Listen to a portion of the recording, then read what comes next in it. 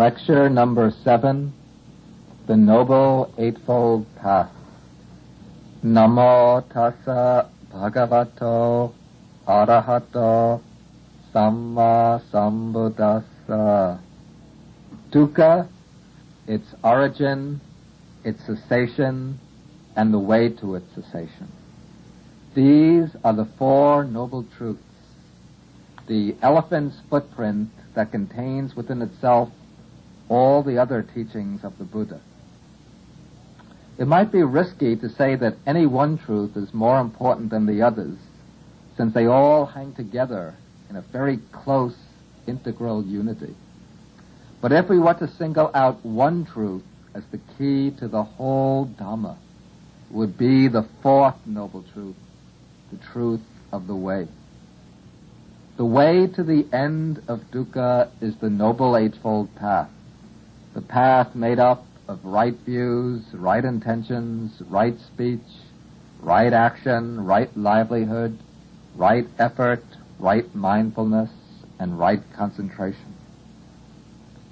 When we say that the path is the most important element in the teaching, this is because the path is the thing that makes the Dhamma available as a living experience.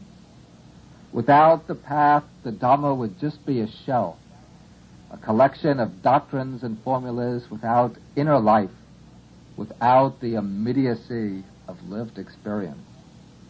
The path is the means to self-transformation, the means to spiritual growth and to the attainment of liberation. Without the path, even full deliverance from suffering would just become an empty dream. Now, it should be understood that the Noble Eightfold Path was not created by the Buddha. The path is not a creation or a product of the Buddha's mind. Rather, the path was discovered by the Buddha. Whether a Buddha arises or not, the path remains as the indispensable means to enlightenment. During periods when no Buddha has appeared in the world, then the path might be shrouded in darkness, will be lost to the masses of mankind, completely forgotten. But when a Buddha arises, he does not create the path anew out of his own mind. Rather, he rediscovers the lost path to deliverance and then makes that path known again to the world. In fact, that is the special and unique function of the Buddha, is to rediscover the path during a period of spiritual darkness and then to proclaim the path to humanity at large, to make the path available to the world.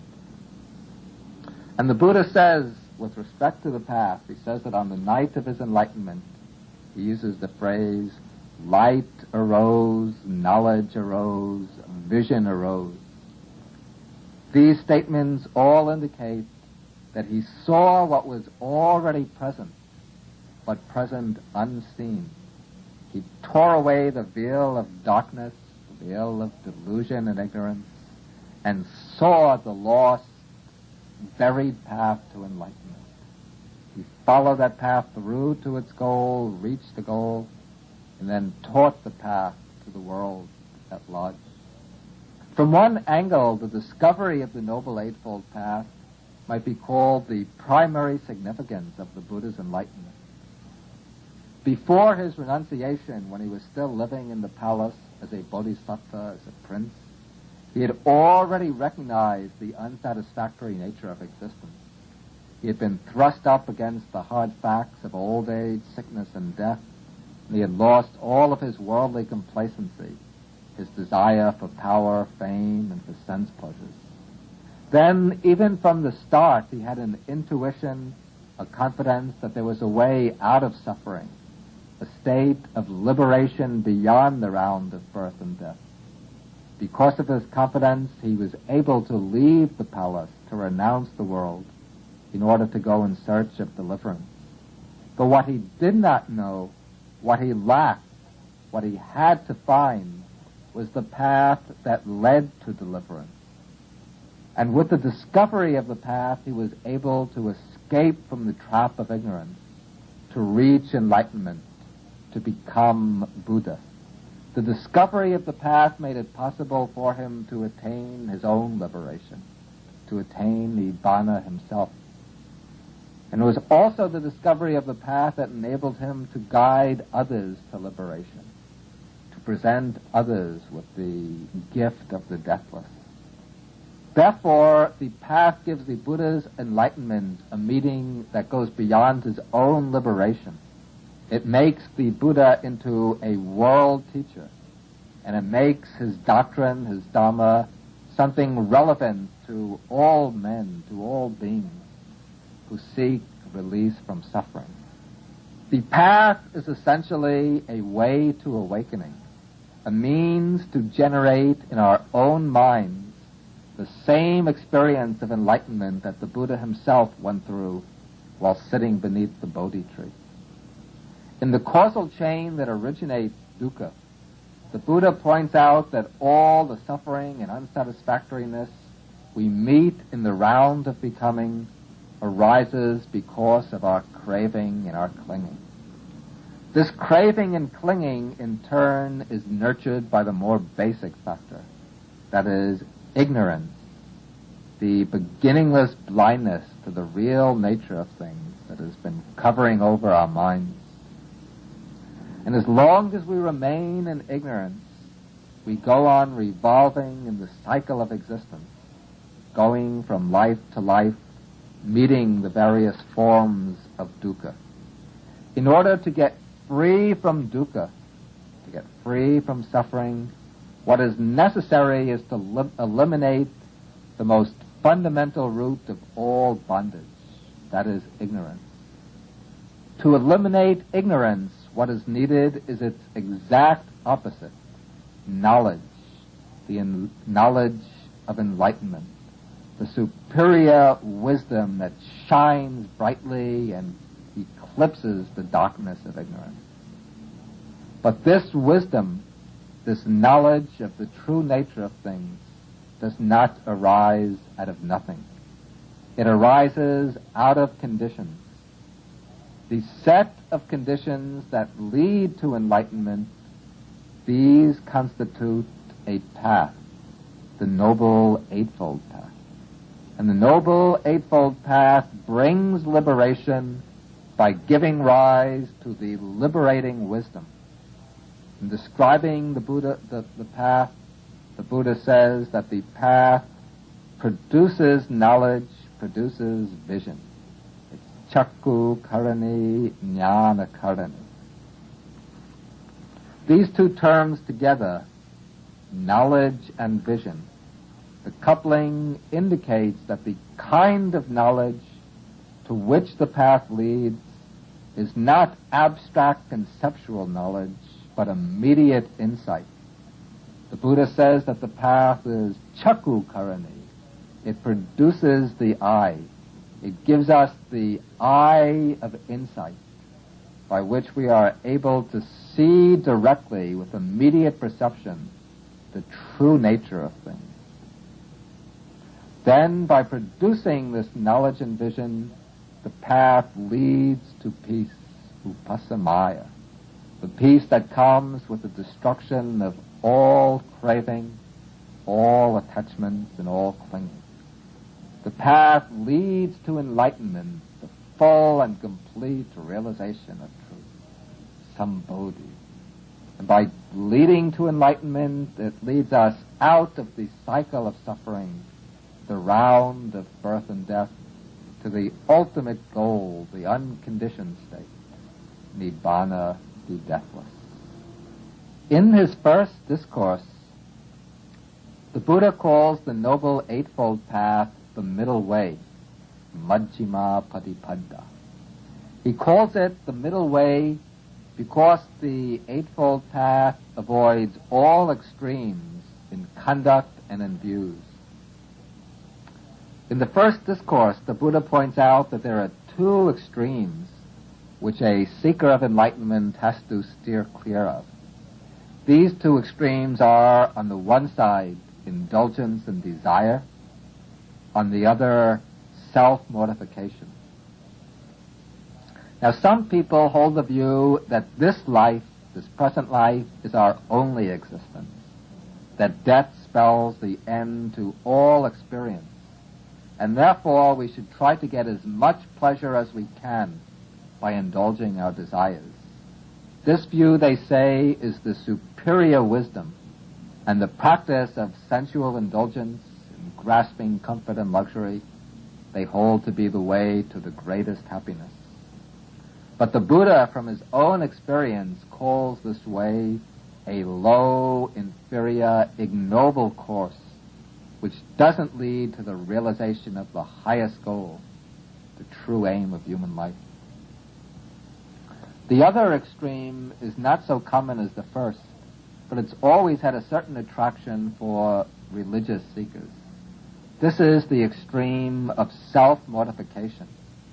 Those who follow this practice hold that the way to liberation, the way to enlightenment, lies through strict and austere asceticism, especially through the practice of the mortification of the flesh.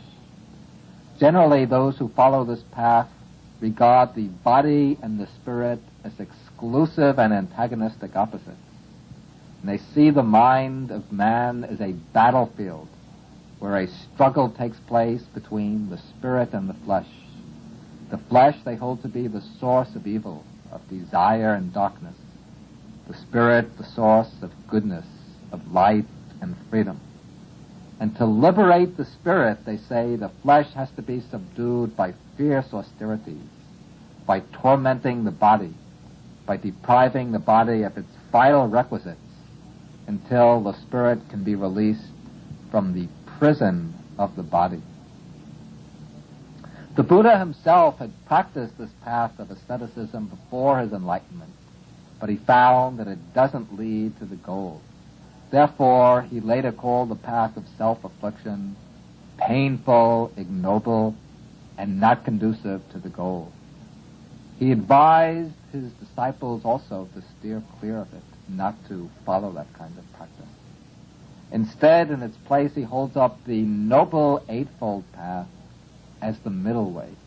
And it's called the middle way not because it lies in between the two extremes, as a compromise between too much and too little, but rather because it rises above them, because it's free from their errors, from their imperfections, and from the blind alleys to which they lead.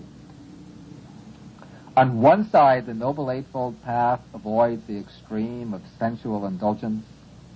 On the other, it avoids the extreme of self-affliction. To follow the middle path means to provide the body what it needs to stay in a strong and healthy condition, and yet at the same time to rise above bodily concerns in order to train the mind in right conduct, concentration, and wisdom. In fact, the middle way is essentially a way of mind training. And one error, frequent error, has to be pointed out. And that is that the middle way is in no way a compromise with the attitude of renunciation. In following the Noble Eightfold Path, the mind has to be strengthened, trained in the strongest attitude of renunciation, detachment from the demands of craving and clinging. The middle way doesn't compromise at all the spirit of renunciation. But what it recognizes is that the real renunciation, the most important renunciation, is an inward mental act to be achieved by training the mind, not by tormenting the body. Now, as its name suggests, the Noble Eightfold Path is made up of 8 factors. And when it's called the Eightfold Path, we have to be careful not to understand this wrongly. The 8 factors of the path are not 8 steps to be followed in sequence. In actual practice, certain factors have to be developed before other factors can arise. But ideally, each factor that emerges does not replace the one that comes before it. nor do the earlier factors that have been developed drop away when the more advanced factors appear. Rather, the early factors remain, but the new ones that arise merge into them and absorb them, so that at its highest level of development, the path consists of 8 factors working simultaneously. At this level, all 8 factors are present. All are performing their functions. All are contributing in their own unique way to the accomplishment of the goal, to reaching the end of suffering. Now, the 8 factors of the path can be divided into 2 parts. One part is concerned with knowledge, with understanding. The other is concerned with practice or conduct. Now, the first part, the side concerned with understanding, contains only one factor, right view. The other part, the part concerned with practice, contains the other 7 factors, from right intentions through right concentration. And so from this twofold division, we can see the tremendous weight that falls on right view. Right view is placed first, right at the beginning of the path, because right view is the eye which guides and directs all the other factors. And the relationship between the 2 groups of path factors can be illustrated by an analogy. If we're going to drive a car, we need both our eyes and our limbs. We need eyes to see which way to go, and we need our limbs, the hands and feet, in order to maneuver the car. If we have eyes, but if we're crippled and can't use our hands and feet, then we can't move the car at all. We'll just remain in the same spot. And if we can use our limbs, but if we lack sight, if we're blind, then it would be dangerous even to try to drive. To maneuver the car and get to our destination, we need both the eyes and the limbs working in harmony. Similarly, in the practice of the path, we need both aspects. The aspect of vision or understanding supplied by right view in order to see the way to travel along the path. Then we need the other factors, conduct or practice, in order to bring us to our destination. Now, the Buddha places right view at the beginning of the path to show that before we can set foot on the actual practice, we need the understanding provided by right view as our guide, our inner director, to show us where we're starting from, where we're heading, and what are the successive stages to be passed through in practice. Usually, the Buddha defines right view as the understanding of the 4 Noble Truths: suffering, its origin, its cessation, and the way to its cessation. To follow the path right from the start, we need a correct perspective on the human condition. We have to see that our lives are not fully satisfactory, that life is impermanent, that it's subject to suffering. And we have to understand that suffering, dukkha, is something that we have to penetrate through to by means of knowledge, something that we have to conquer, not something that we should escape from by pain removers, entertainments, distractions, or dull forgetfulness. At the deepest level, we have to see that all the things that make up our being, the 5 aggregates, are impermanent, constantly changing, and therefore can't be held to as a basis for security, for unchanging happiness. Then we have to see that the cause of our dukkha lies in our own mind. Nobody is imposing it on us. We can't put the blame outside ourselves. It's through our own craving and clinging, our desires, our dislikes, and our delusions, that we produce suffering and pain for ourselves. Then, when we see that the cause of dukkha lies in our minds, we also understand that the key to liberation also lies in the mind, by overcoming ignorance and craving by means of wisdom. Then, to enter the path, we need the confidence that by following the Noble Eightfold Path, we can reach the goal, the cessation of suffering.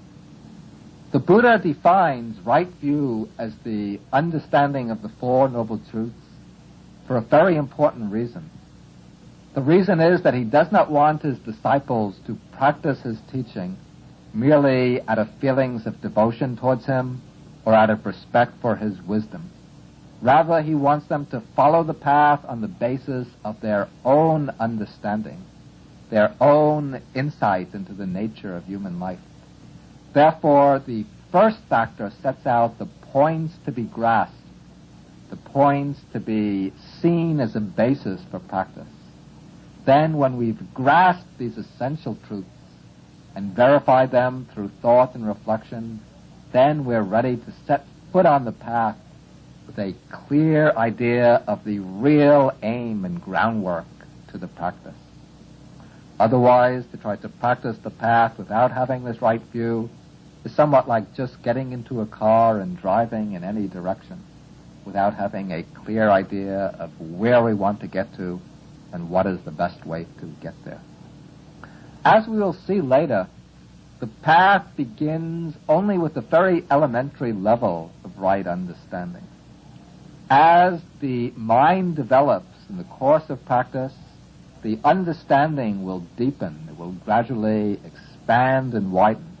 And as it does so, we come back again and again to right view. Right view is not something that we just go through only once and then leave it aside. But again and again, we always come back to right view. But when we come back at deeper and deeper levels of understanding. Through practice, the consciousness, the mind, is developed. Its range and capacity for comprehension expands, grows, and matures. Then as it matures, the ability to see, to penetrate and understand develops. And when we understand, then we arrive at a deeper level of right view. The second factor of the path is right intention, samma sankappa. The word sankappa means purpose, intention, resolve, aspiration, motivation. And this factor of right intention follows as the natural consequence of right view. When, through right view, we gain an understanding of the real nature of existence, then that understanding acts upon our mind. It changes our motivation, our purposes in life, our intentions and inclinations. Then, as a result, our minds become shaped by right intentions, intentions that accord with right view and that follow from right view. In the analysis of this factor, the Buddha explains that there are three kinds of right intentions. The intention of renunciation, the intention of non-aversion or loving kindness, and the intention of non-injury or compassion. And these are opposed respectively to the three wrong intentions: the intention of sensuality, the intention of aversion, and the intention of harmfulness or cruelty. Now, right intention, as we said, follows naturally from right view. When we gain a right view into the fact of dukkha, then we become motivated to renounce our attachments, our clinging to pleasure, wealth, power, and fame. These we usually imagine to be desirable, but we take them to be desirable only because we haven't seen their inherent unsatisfactoriness. When we see that they lead to dukkha, that they lead us into suffering and dissatisfaction, then our mind inclines to renounce them, to give them up. We don't have to force ourselves away from the desire for them. But as we gain the understanding, the right view, the desire falls off naturally, by itself. Then, when we look at other beings through the lens of the Four Noble Truths, we see that others are also caught up in the net of suffering. And out of this perception, there arises a feeling of deep identification with others, a feeling of oneness with them, which leads to attitudes of loving kindness and compassion. And as these attitudes arise, they motivate us to renounce, to give up all aversion and hatred and all violence and cruelty. In this way, the three types of right intentions follow from right view. Now, the first two factors of the path, right view and right intentions, work together in opposition to the three unwholesome roots. In earlier talks, we explained that the three unwholesome roots are greed, hatred, and delusion. Of these, the most fundamental is delusion. Out of delusion, there arise greed and hatred, the one desiring, the other disliking the wrongly conceived object. Now, right view serves to counteract delusion. Delusion is non-understanding, non-comprehension. And right view gives us correct understanding. It leads to true comprehension. Then the second factor, right intention, counteracts greed and hatred. The intention of renunciation opposes greed. The other two intentions of non-aversion and non-injury counteract hatred. Thus, already at the very beginning of the path, the process is set in motion that will eventually cut off all three unwholesome roots. With the next three factors, we learn to translate right intentions into right conduct. We apply the right intentions to our bodily and verbal deeds, to our general way of life. And thus we get the three factors of right speech, right action, and right livelihood. Right speech has four aspects. Abstaining from false speech, that is, from lying. Instead, making an effort always to speak truthfully. Second, abstaining from slanderous speech, from statements intended to divide others, to create enmity between other people. Instead, the follower of the path should always speak words that promote friendship and harmony between people. Then thirdly, he should abstain from harsh speech, from speech which is angry and bitter, which cuts into the hearts of others. Instead, his speech should always be gentle, soft, and affectionate. And then fourthly, he abstains from idle chatter, from gossip. Instead, he should always speak words that are meaningful, significant, and purposeful. The fact that four factors are mentioned under right speech shows the tremendous power locked up in the faculty of speech. The tongue might be a very small organ compared to the rest of the body, but this little organ can create immense harm or immense good, depending on how it's used. Therefore, in order to gain mastery over our life, we have to master that little organ, the tongue, to see that it's used only for good purposes, not for bad ones. Of course, what we really have to master is not the tongue, but the mind that makes use of the tongue. Now, right action, the fourth factor of the path, is concerned with bodily action, with the body as an instrument of action. And this has three aspects. Abstaining from the destruction of life, that is, from killing other living beings. And this applies not only to human beings, but to animals as well. to abstain from hunting, fishing, and needless killing of animals. And second, to abstain from taking what is not given, that is, from stealing, cheating, exploiting others, gaining wealth in dishonest or illegal ways. And thirdly, to abstain from sexual misconduct, that is, from illicit types of sexual relations, such as adultery, seduction, rape, and so on. Generally, the lay follower of the path is advised to avoid adultery or any type of forced sexual relations, while those who become ordained into the Sangha as monks and nuns have to observe the precept of celibacy. And it's very frequent also in the Buddhist tradition for lay practitioners who are undergoing a period of intensive training in meditation to take temporarily the precept of celibacy.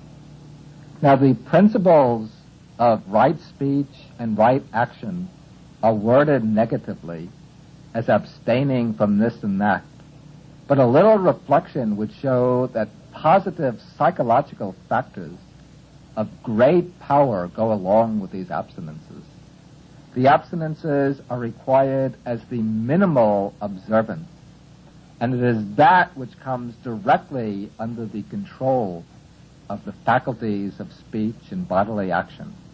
But while these outward principles of abstinence are being observed, at the same time, wholesome attitudes of mind are also being cultivated.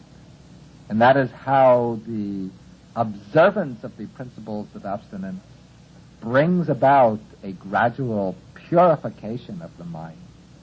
And the observance of each one of these precepts implies a commitment to some positive mental quality, to a virtue, a habit of the practical intellect. That is, abstaining from taking of life, for example, implies a commitment to compassion, to respecting the right of other beings to life. The precept of abstaining from stealing, taking what is not given, involves a commitment to honesty, to being honest in one's relations with others, and also a commitment to respect the right of others to the possession of their own belongings. The principle of abstaining from false speech implies a commitment to truth, to maintain the truth no matter how difficult it might be to ourselves. And so on for each one of these negatively worded abstinences. If we reflect, we can find a positive virtue in the mind that has to be cultivated simultaneously. Now, the fifth factor of the path is right livelihood. The Buddha teaches that the disciple should avoid any occupation or job that causes harm and suffering to other living beings, or any kind of work that leads to one's own inner deterioration. Instead, the disciple should earn his or her living in an honest, harmless, and peaceful way. And to give a more specific idea of what right livelihood involves, the Buddha mentions 5 occupations that a disciple should avoid. These are, first, dealing in flesh, in meat, as a butcher. Second, dealing in poison. Third, dealing in weapons or arms. Fourth, dealing in slave trade and prostitution. And fifth, dealing in intoxicants, in liquors and drugs. And the Buddha also says that his followers should avoid deceitfulness, hypocrisy, high-pressure salesmanship, usury, and trickery, or any kind of dishonest method in acquiring their means of support. Now, these 3 factors that we've just discussed, right speech, right action, and right livelihood, these deal with the outer conduct of life. When we come to the next 3 factors, the 6th, 7th, and 8th factors, then we're concerned with the inner work, with the training of the mind. The Buddha begins the mind training with right effort, samavayama. This factor the Buddha places a special stress on, for the reason that the practice of the path requires work. It calls for energy and exertion. The Buddha is not a savior. The means to deliverance he gives in the path. And we can't expect to get anywhere along the path without making the effort. The Buddha says that the Tathagatas, the enlightened ones, point out the path. You yourselves must make the effort. The goal, the Buddha says, is for the energetic person, not for the lazy one. And here we come to the great optimism of Buddhism. The optimism which, in my view, refutes all the charges of pessimism. The Buddha says that through right effort, through right exertion, through the right application of energy, it's possible to change and transform the whole structure of our lives. We're not the hopeless victim of our past conditioning. We're not the victim of our genes, of environment, of our upbringing, and so on. But through training, through practice and exercise, it's possible to raise the mind up to entirely new levels, to lift it up from the swamp of ignorance and self-centered desire, to bring it to the high plateaus of wisdom, enlightenment, and liberation. It all takes work. All it takes is exercise and effort. Practice that has to be built up day by day, month by month, year by year, even lifetime by lifetime. But with this practice, we can lift the mind up to the highest levels of spiritual attainment. And therefore the Buddha urges his disciples to strive on with the firm determination. Whatever has not been attained, that I will attain. What hasn't been achieved, that I will achieve. What hasn't been realized, that I will realize. Then, having stirred up the will, we have to know the right way to apply our effort. Now, the Buddha indicates that right effort can be broken down into 4 aspects. Firstly, if we observe the states that arise in the mind, we see that they fall into 2 basic types: unwholesome states and wholesome states. The unwholesome states are the states of mind rooted in the defilements, in greed, hatred, delusion, and in their offshoots. The wholesome side consists of the virtuous qualities, the qualities that should be developed and cultivated, like the 8 factors of the Noble Path, the 4 foundations of mindfulness, the 7 factors of enlightenment, and so on. These are the pure, noble qualities that lead to spiritual progress and to ultimate liberation. Thus we have at the opposite sides of the mind the unwholesome states and the wholesome ones. And with regard to each of these, there are 2 tasks we have to perform. First, with regard to the unwholesome side, we have to make the effort to prevent the unarisen, unwholesome states from arising. The unwholesome states are not always present in the mind. At times the mind is clear, calm, and pure. Then something happens which sparks off one of the defilements. Now, in developing right effort, in the first place we have to make the effort to prevent the unarisen defilements from arising. This is the first aspect of right effort, called the effort to prevent. And this is accomplished primarily by control over the senses. If we lack control over the senses, then the mind responds automatically to the sense objects that it meets. It gives way to attachment to pleasant objects. It gives way to aversion and anger towards unpleasant ones. But by maintaining watchfulness over the senses, by watching our reactions to the sense objects, then we can prevent the unarisen defilements from arising. We're able to simply register the object, to take note of its features without being drawn to react to the object by way of greed and aversion. The second aspect of right effort is the effort to abandon the arisen unwholesome state. That is, to eliminate the defilements that have arisen. When we see in our mind that one of these unwholesome states is present, we have to apply our energy to eliminate it. This can be done by a variety of methods.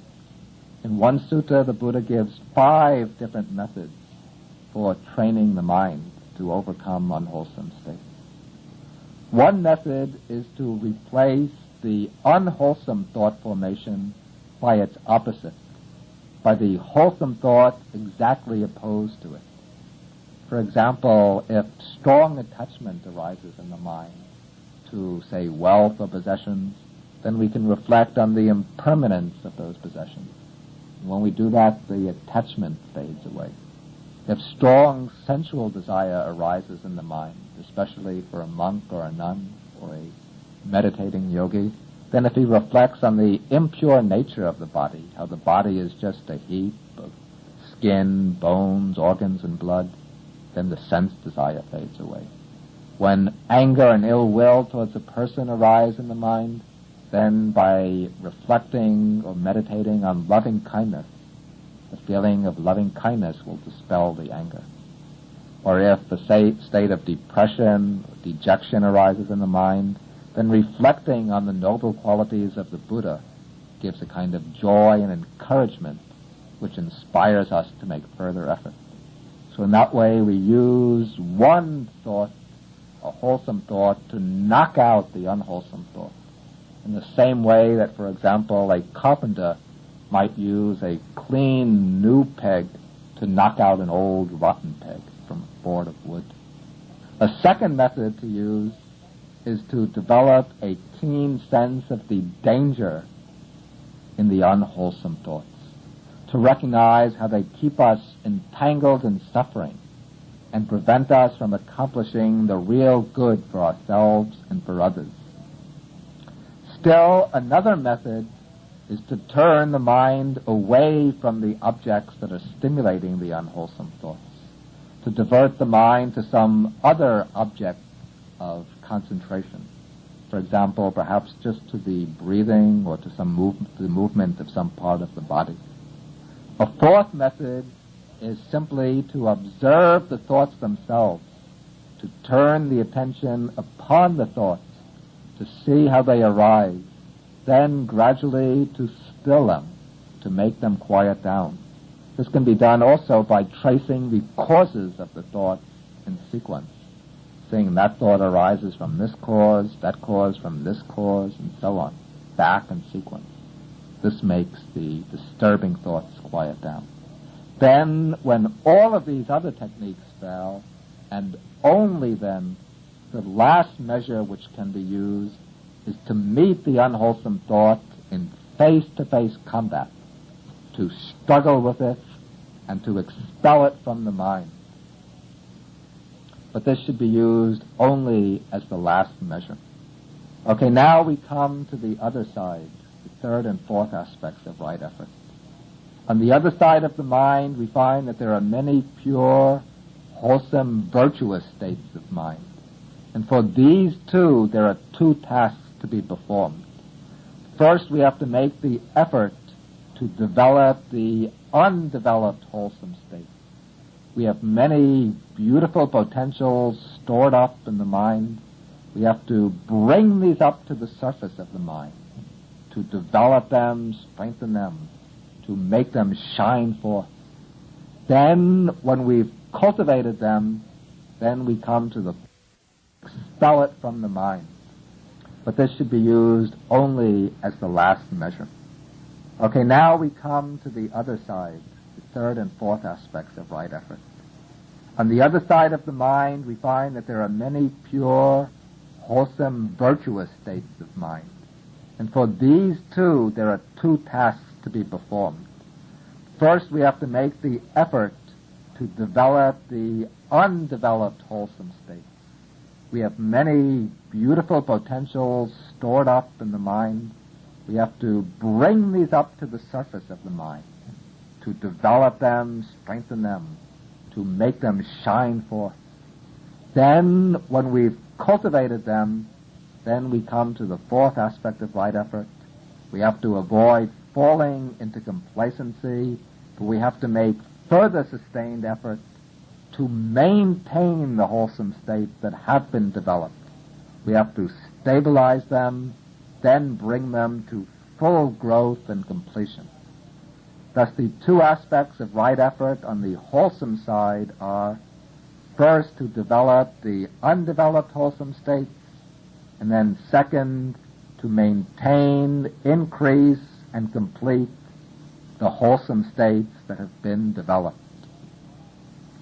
By applying these four aspects of right effort step by step, we can cleanse the mind of its defilements until it becomes bright and pure and radiant.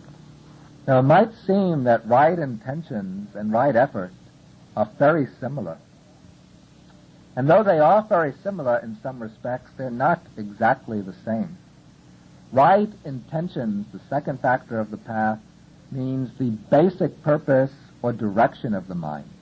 And right effort, the sixth factor, is the actual application of energy to eliminate the unwholesome states and to develop and perfect the wholesome states.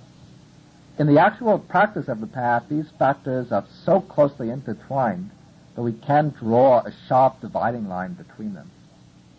They actually function together, but what we can do is to distinguish their distinct functions. Right intention is the factor which directs the mind. Right effort is the energy or mental power which energizes the mind. We might compare the two to the steering wheel and the carburetor of the car.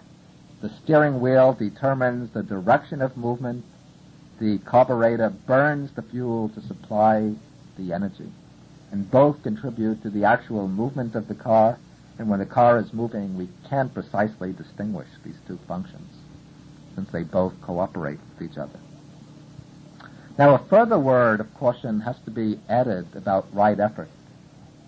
When we say that right effort has to be made, this doesn't mean that we should just strive blindly. The mind is a very delicate instrument, and the development of the mind requires a very precise balancing of the different mental faculties. We need an alert, clear, keen degree of mindfulness to recognize what kind of mental state we're in. We also need a certain degree of wisdom to know how to keep the mind in balance, how to prevent it from veering towards extremes. This is an aspect of the middle way. It means striking the right balance in practice, knowing how to harmonize the different faculties to gain the maximum contribution from each, without doing any harm to the mind, without exhausting the mind on the one hand, without letting it go into stagnation on the other. Especially in developing energy, we have to develop the energy in a middle way, in a balanced way.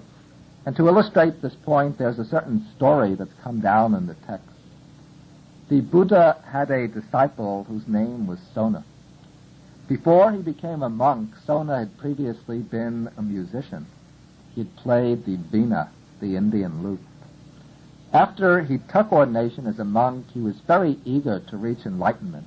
And so he went off into solitude and he began to practice with great enthusiasm, very strong burst of energy. He applied himself day and night, practicing meditation constantly, until after some time his mind just became restless and tense, and all of his vigor was exhausted. Then he became discouraged. He thought, no matter how hard I try, I can't get any place. Therefore, I better leave the Sangha and return to the worldly life. So he went to the Buddha He told the Buddha that he'd done his best, he'd made a wholehearted effort to reach enlightenment, but he couldn't gain even the basic stages of mental concentration. Therefore, he said, now I'm going to leave the Sangha and return home. The Buddha approached this case very skillfully. The Buddha didn't just begin discussing his problem directly. Instead, the Buddha asked him, he said, what did you do before you became a monk? Soma said, before I became a monk, I used to be a musician. I played the lute. Then the Buddha said, tell me, when you were tuning up your lute, if you tuned the strings very tightly, what would happen? Could you play well? No, then I couldn't play the lute very well. The pitch would be too high, and sometimes the strings would break. Then the Buddha asked, when you left the strings very loose, then could you play the lute? Sona said, no. When the strings were left loose, then I would just get a dull, droning sound, and I couldn't get very good music coming from my instrument. Well, then the Buddha asked, how could you get good music from the lute? Sona answered, well, to get good music, I would tune the strings that they weren't too tight and weren't too loose. Then I could get perfect music out of the lute. The Buddha said, that's just the key to practicing the path, to be in balance, not too tight and not too loose. You shouldn't be too exertive, since that just exhausts your energy. It makes your mind tense and restless, and it leads to discouragement. On the other hand, you shouldn't be slack and negligent. If you become negligent, then you can't make any progress at all. The way to practice is according to the middle way. Balance energy with calm, then you can make progress. Sona went back to his meditation cell. He practiced the way the Buddha taught him, and in time he reached his goal and became one of the foremost outstanding disciples of the Buddha. To develop the mind further, to make it capable of gaining concentration and insight, we have to enter the practice of the next factor of the path, right mindfulness, samasati. Now, what is meant by right mindfulness? Right mindfulness is the clear awareness of what is happening in us and around us at the successive moments of experience. Mindfulness is a form of attention. To practice mindfulness involves attending to our experience. But mindfulness differs somewhat from ordinary attention. Ordinarily, attention, the faculty of attention, is used as an instrument for serving our purposes, our biological and psychological needs. Attention serves as an instrument of the rest of the mind, so that we notice what the mind demands and desires. We notice the things that serve the mind's desires. We neglect the other things. We don't attend to them. But mindfulness is a kind of attention which operates independently of all ulterior aims and purposes. Mindfulness is an attention which observes our experience carefully and precisely, always attending to what is occurring in the present without limiting the field of observation, without making any discriminations, without subordinating the acts of attention to external purposes. Mindfulness is attention concerned only with attending, with observing what is happening in the present simply for the sake of knowing and understanding what's happening, not for the sake of serving some utilitarian end. Mindfulness is attention that functions in an atmosphere of detachment. It's attention that aspires towards a pure objectivity, an awareness which reflects the nature of objects exactly as they are, without adding to them, without elaborating upon them, without interpreting them through the screens of subjective evaluation and commentary. The Buddha divides the practice of mindfulness according to its objects into 4 groups called the 4 foundations of mindfulness. These are the mindful contemplation of the body, the mindful contemplation of feelings, the mindful contemplation of states of mind, and the mindful contemplation of mind objects. The practice of right mindfulness consists in the mindful contemplation of these 4 objects. In mindful contemplation of the body, the practitioner has to develop a continuous awareness of the bodily process. Begin with the grossest object, the physical body. The mindfulness of the body includes a number of exercises. The most basic of these is the mindfulness of breathing, anapanasati. Sitting in a comfortable cross-legged posture, the meditator, when breathing in, becomes aware of breathing in. When breathing out, he becomes aware simply of breathing out. When taking a long breath, he's aware of the long breath. When taking a short breath, he becomes aware of a short breath. Thus the mindfulness just follows the in and out movement of the breath exactly as it occurs. This mindfulness can then become extended from the breathing to all the different aspects of bodily experience. The whole body itself becomes the object of mindfulness, attended to with mindfulness. The body becomes analyzed into its component parts, its organs, its tissues, and so on. So the body becomes laid out, as it were, on a slide, a mental slide available to our contemplation.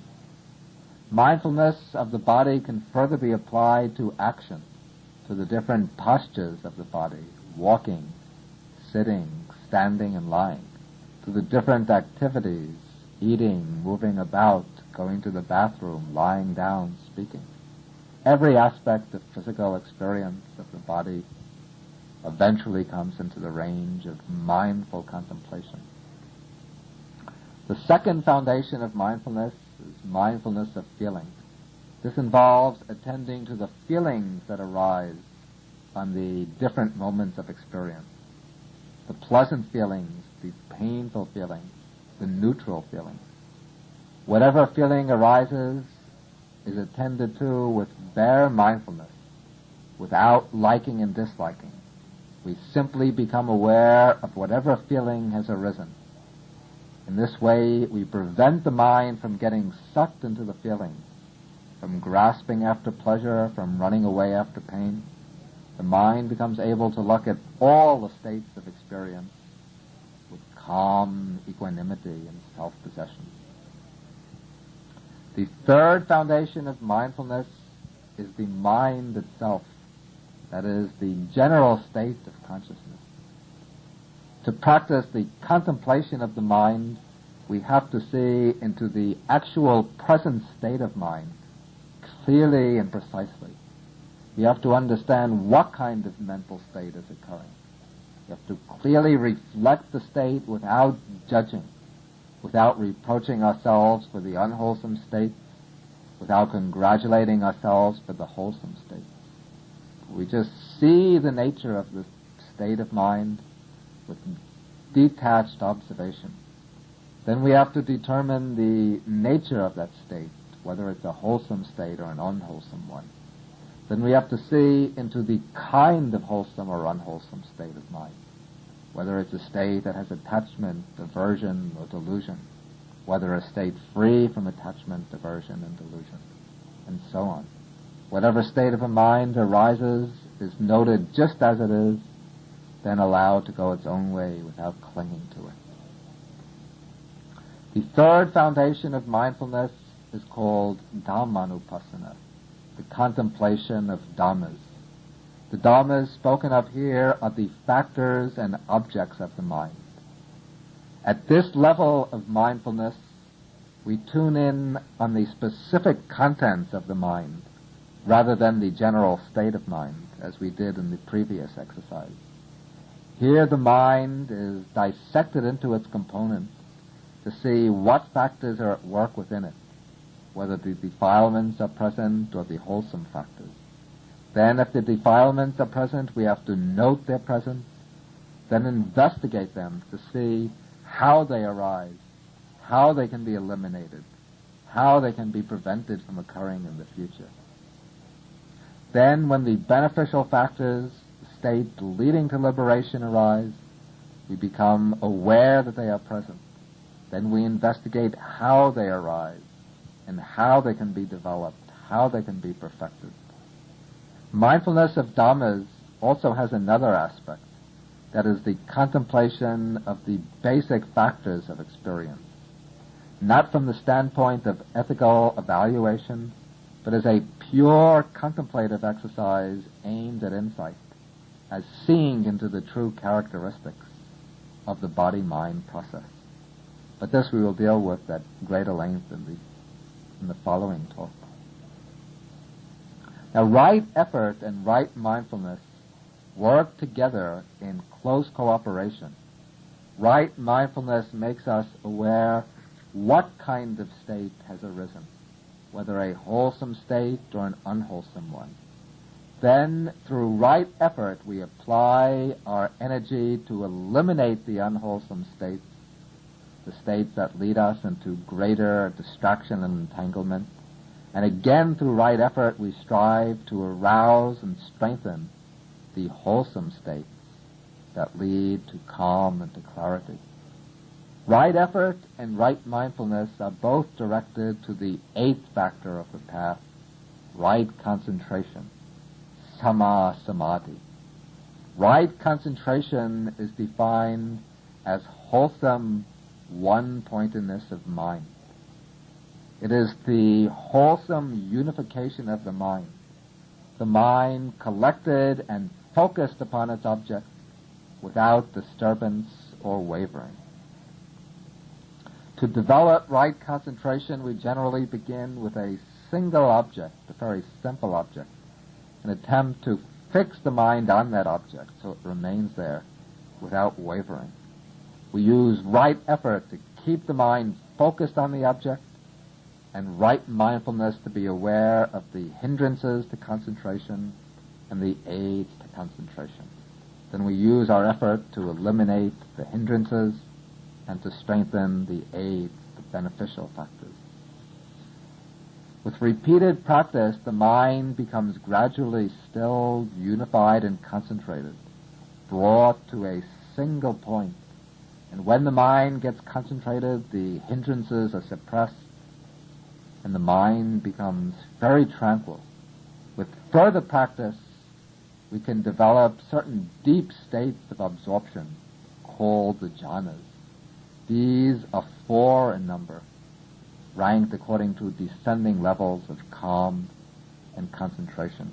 We'll deal with these in greater detail in the next talk.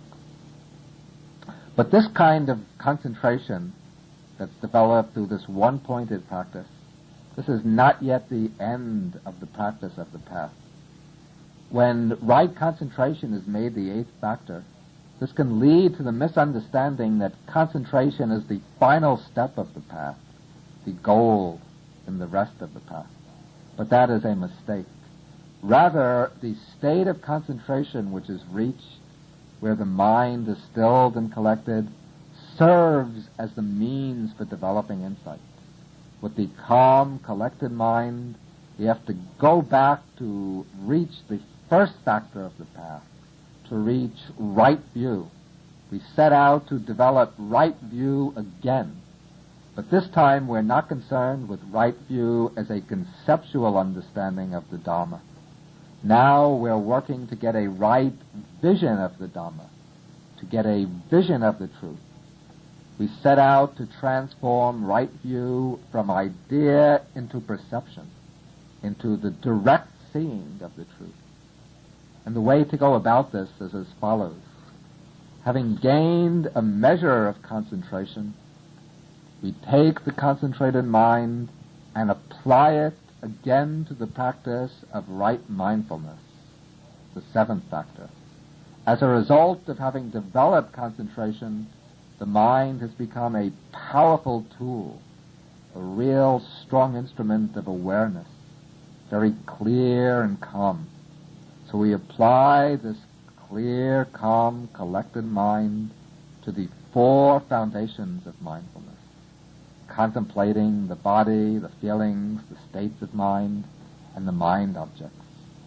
Then as the mind examines the flow of events in the body-mind process, as it tunes in on the flow from moment to moment, gradually there occurs step by step the arising of insight, which penetrates into the real mark of things. And as insight builds up, as it matures and deepens, it turns into panya, wisdom, the liberating wisdom which sees into the Four Noble Truths. At this peak of development, the seeing of the Four Noble Truths becomes direct and immediate, and it brings the destruction of the defilements, the purification of the mind, and the liberation of the mind from the fetters. But these higher aspects of concentration and insight, as I said, we will deal with in greater detail in the next talk. So we leave off here. Now, having explained the 8 factors of the path, we should understand that these 8 factors can be distributed into 3 basic groups. These 3 groups are moral discipline, concentration, and wisdom. In Pali, sila, samadhi, and panya. The group of moral discipline includes right speech, right action, and right livelihood. All of these commonly share in the nature of being parts of moral discipline. The group of concentration, the samadhi khanda, includes 3 factors: right effort, right mindfulness, and right concentration. The last of these, right concentration, is the primary member of the group. The other 2 work together to bring about the state of deep concentration. Therefore, this last factor gives its name to the entire set. Then the last training group is wisdom, the panya khanda. This includes the 2 factors, right view and right intention. Right view represents the direct experiential aspect of wisdom. The inclusion of right intention shows another side to wisdom. It shows the purposive side of wisdom, that wisdom is not merely a matter of passive understanding, but an understanding that has the effect of altering our attitudes and goals, that shows up in our purposes, intentions, and motivations. The 3 aspects of the path are to be developed, with one stage acting as the base for the other. We begin with a kind of preliminary right view and right intention. These come at the very outset. They're really the forerunners of the threefold training rather than a part of it. To embark on the threefold way, we need a certain right understanding of the nature of existence and the right motivations, the right intentions for taking up the practice. Then we enter the actual training with the factors of moral discipline. We strive to purify our discipline through right speech, right action, and right livelihood. Moral discipline acts as the basis for developing concentration. Then when the mind is calm and concentrated, that acts as the basis for developing wisdom. When wisdom is fully developed, it results in liberation, the release of the mind from all defilements. Now, there are 2 kinds of Noble Eightfold Path. This is an important distinction which has to be remembered. First, there is the mundane path, the Lokiya Magga. This is the path that's developed on occasions when we make a deliberate effort to practice the 8 path factors, when we try to purify our discipline, to develop concentration, and to arouse insight, either in limited day-to-day practice or else in intensive periods of practice, as on retreats, we make an all-out effort to develop mindfulness, concentration, and insight. And this is called the mundane path, Lokiya Magga. But the name has to be understood correctly. This mundane path is not a worldly path in the ordinary sense, a path leading to wealth, fame, or to worldly success. The mundane path leads to enlightenment. And in fact, we have to practice the mundane path in order to reach the supramundane path. Without practicing the mundane Eightfold Noble Path, we cannot reach the supramundane path. The mundane path is called mundane because even at its highest level in insight contemplation, it still involves the contemplation of conditioned objects, things included in the five aggregates. In this respect, it differs from the supramundane path, which is the direct seeing of Nibbana, the unconditioned element. And also, it should not be understood that one is practicing the Noble Eightfold Path simply when one is trying to live by moral principles. People too often think that the Noble Eightfold Path is simply a path of ethical conduct, and that as long as they're living within the basic framework of morality, that then they're practicing or living in accordance with the Noble Eightfold Path. That is not the case. The Noble Eightfold Path is the way leading to the cessation of dukkha. It's a path that includes 8 factors, and it's really directly being developed and practiced only when all 8 factors are working in cooperation to steer us towards the cessation of dukkha, towards the attainment of nibbana. The occasions when we're really practicing and developing the Noble Eightfold Path will be times when our mental vision, our outlook and understanding are guided by right views, by an understanding of the basic unsatisfactoriness of our existence, and the understanding that the real liberation is the attainment of nirvana. There will be occasions when our motivation is correct, when we're moved to reach deliverance from dukkha, to renounce the attachment to all the different conditioned things of the world. There will be times when our conduct is grounded upon moral discipline, upon the 3 training factors of moral discipline, and when we're making a right effort to purify the mind by cultivating the 4 foundations of mindfulness with a deeply concentrated mind. On those occasions, we can say that we're developing the mundane Noble Eightfold Path. But the Noble Eightfold Path is something much deeper, much more powerful than a simple ethical way of life. Now, when we practice the mundane path, as we reach the higher levels and enter the stage of mature insight, our understanding gets deeper and deeper, sharper and sharper.